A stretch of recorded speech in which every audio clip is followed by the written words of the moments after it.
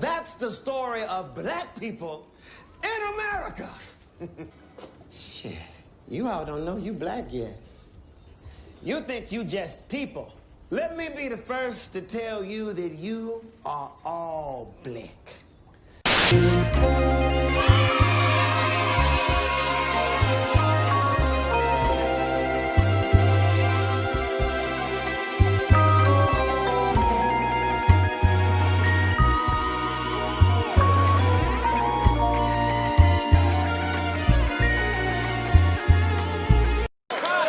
All you scared to death Negroes.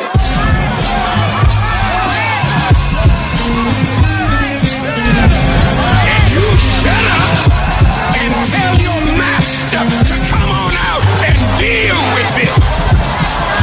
Next time they bring up the guns, you gon' respect us. That little vest ain't gon' do you. I chew for Mecca. I ain't even tryna hold you up, Magnolia Slim. I'm a soldier from that mode, I'm the ghost of him. From the era of police stretcher, no cameras catch it. Drop you off in a rival hood, you rather be arrested. If you didn't have no straps, you couldn't wear your necklace. Niggas hand around your throat, that's a choker reference. My ancestors took old food, made soul food. Jim Crow's a troll too, he stole the soul music. That's the blood that goes through me, so if you assuming I could never sell my soul, they sold to me.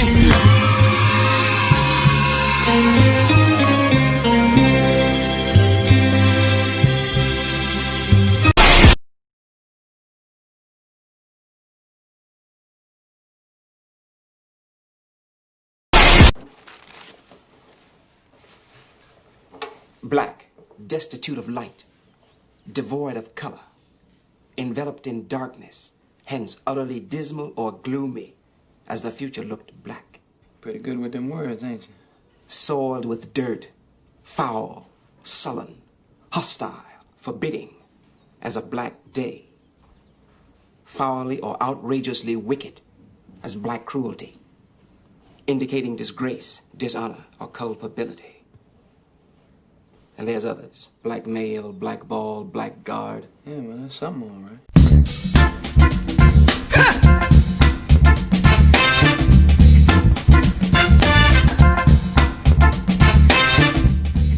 No one allows himself to be classified under the word Negro, but the black man here in America, and very seldom is it ever applied to anybody but the black man here in America, who is the descendant of the slaves. When you ask a man his identity, he should use a word that connects him with a culture. If you ask him his nationality, it should connect him with a nation. Like if I ask a man his nationality and he says German, that connects him with Germany. Or if he says, even if he says German American, it still connects him with having originated.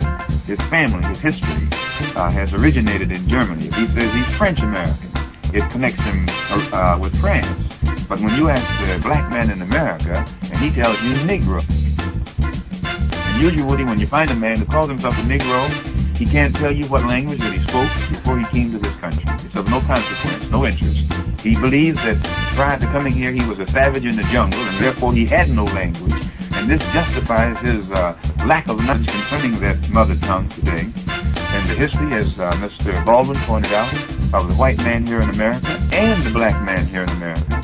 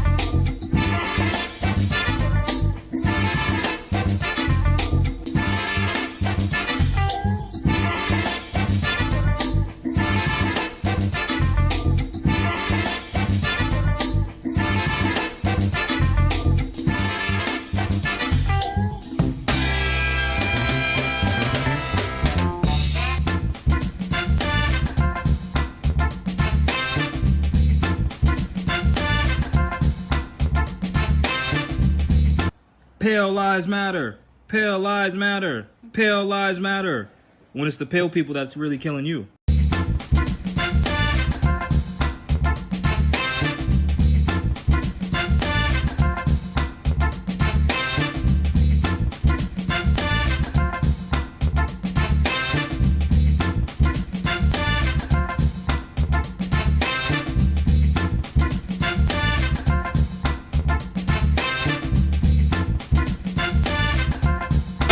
Because it was, we are more than just that continent. The whole earth is ours. We are everywhere. You go any place on earth, you will find niggas. That's why you gotta get out of this whole Africa thing. It's crazy talk. That's crazy talk. That's crazy talk. Let's end this thing right here!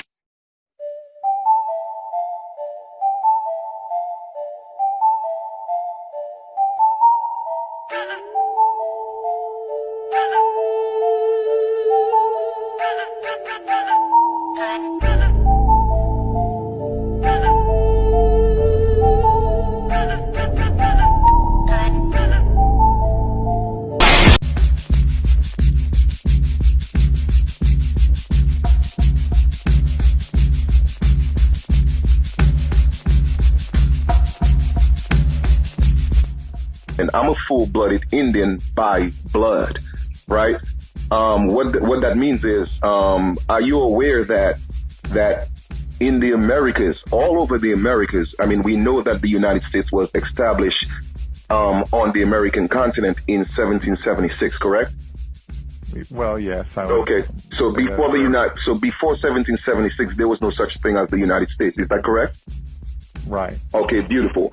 So before that, even before the 13 colonies and all that, even before the so-called transatlantic slave trade, are you aware that all the people on the American continent were dark-skinned? Well, I know where you're going with that, and that's the Afrocentrism argument, and we don't subscribe to that. Well, it's not a matter of subscription. It's a matter of, do you know that it's a fact that the Aborigines of this land were dark-skinned? So therefore, if all the Aborigines of this land, and it's scientifically proven that they were dark-skinned, how is that other people get to claim to be Indians, and then we can't because we didn't take part in the Dawes Rose? So around this period, probably around the 1800s, which is about 2 centuries after Anne Boleyn, there was something known as bustles. It was basically a Victorian style of dress, but what you may not know, that these bustles was used to imitate the black woman's shape. It was particularly a woman called Sarah Bartman. She was an African slave from South Africa. So what they did is they used her to parade her body around London and Paris just because of the way she was shaped. Now this source comes from a journal called The Sarah Bartman's Body Shape versus the Victorian Dress, The Untold African Treasures by Anne Mason. It reads, Sarah Bartman's body shape, characterized by full breasts, narrow waist and extra large buttocks, was viewed by Europeans as ugly. Yet later on, the same body, though not acknowledged, was used to inspire the creation of the Victorian bustle dress that resembled her body in every aspect. I mean, that's crystal clear. I mean, I used to always wonder to myself, how come they're behind so big when they're wearing these dresses? It's later till I known that it was actually imitating the black woman. And this is what they like to say. They like to say that, bustles was used, to prevent their dress from sliding across the floor. Well, that's a partial lie, because when you look at images of bustles, you see some of them where their dresses are sliding across the floor. I mean, I believe they're just using that as a mechanism to take away the acknowledgement that it was used to imitate the black woman's shape. You're all so fucking stupid with this bullshit religion that the word demon and the word melanin is the fucking same. And you can understand why the damn government can give you a religion? Because when you go up in the church and you are scared of demons, you are scared of your own substance, which is melanin. Be black, be brown, be beautiful. Put your bad self, say it loud. Say it loud. Say it loud.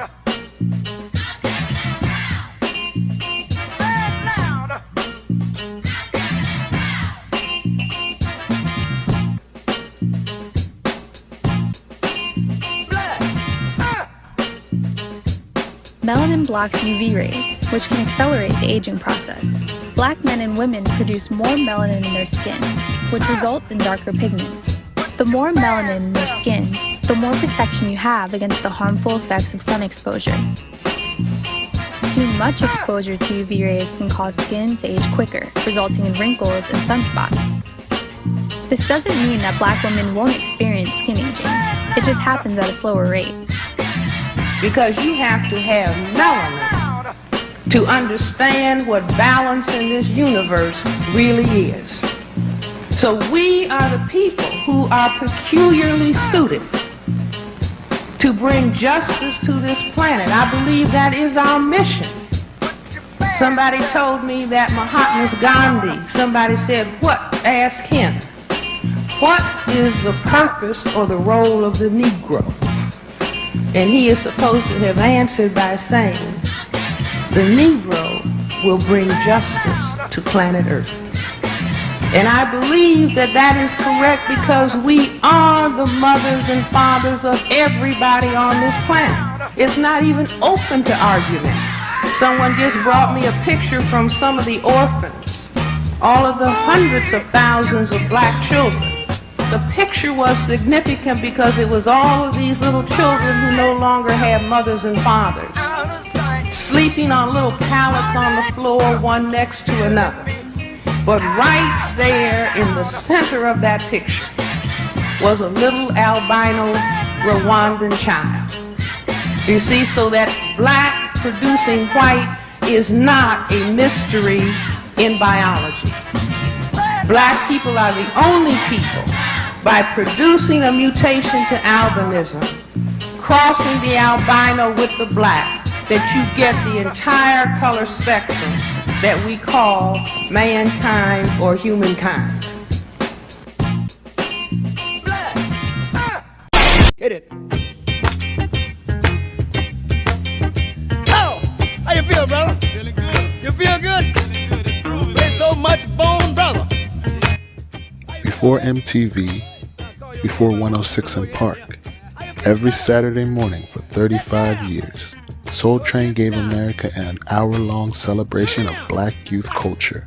The show's self-proclaimed reputation as the hippest trip in America made Soul Train not only the place to show the latest dance moves, hairstyles, and threads, but also a place to premiere new music. Don Cornelius, a former Chicago radio announcer and police officer, was the official host or conductor of Soul Train and doubled as its executive producer. At the time, many black artists weren't able to perform in similar shows like American Bandstand. This became Cornelius's goal in mind to create and produce a musical dynamic for black people by black people.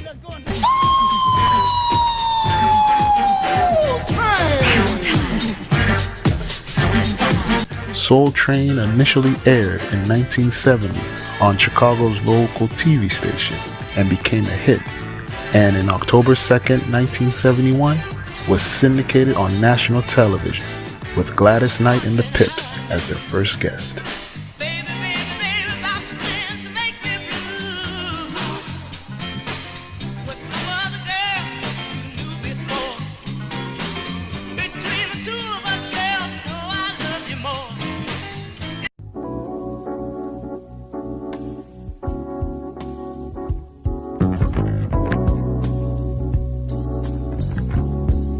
Soul Train provided a promotional platform for black musicians in the 1970s and 80s, with performances by James Brown,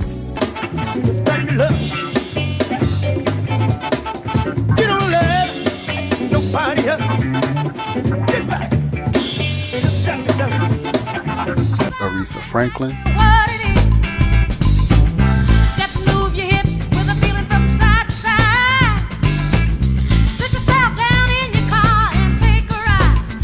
and the Jackson 5.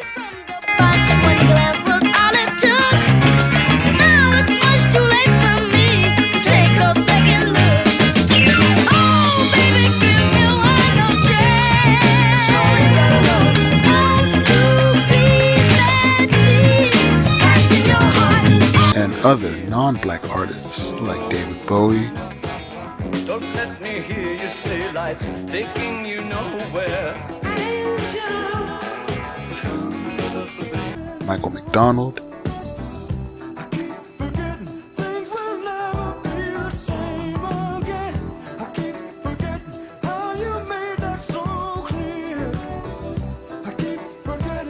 and Elton John, creating a multicultural wave of popularity.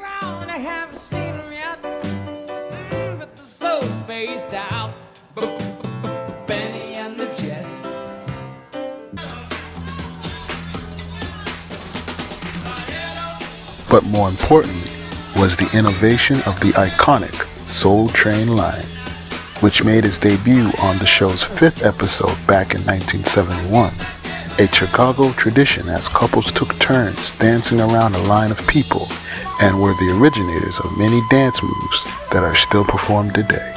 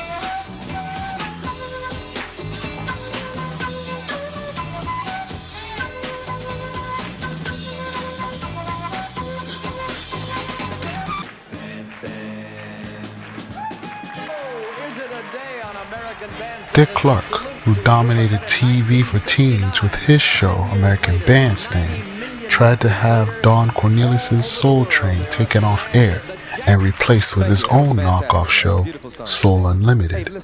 Clark's power moved outraged black political leaders who, alongside with the black community, believed that having a black-owned show on television was not only cool, but an extension of the civil rights movement at the time.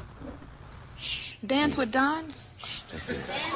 Dance with Don. That's the new thing. Okay, Don, can I dance with you? Oh, yeah. You can dance with me.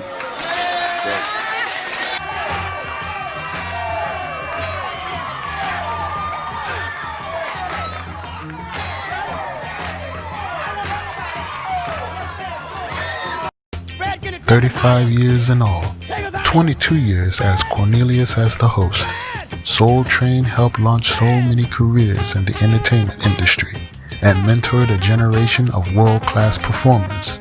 But more importantly, it was something that reflected young black America becoming a staple of black influence and culture for years to come. And as always, leaving us with that iconic Soul Train sign-off. This week on these same stations, and you can bet your last money it's all going to be a stone gas, honey. I'm Don Cornelius, and as always in parting, we wish you love, peace, and soul. Hit it.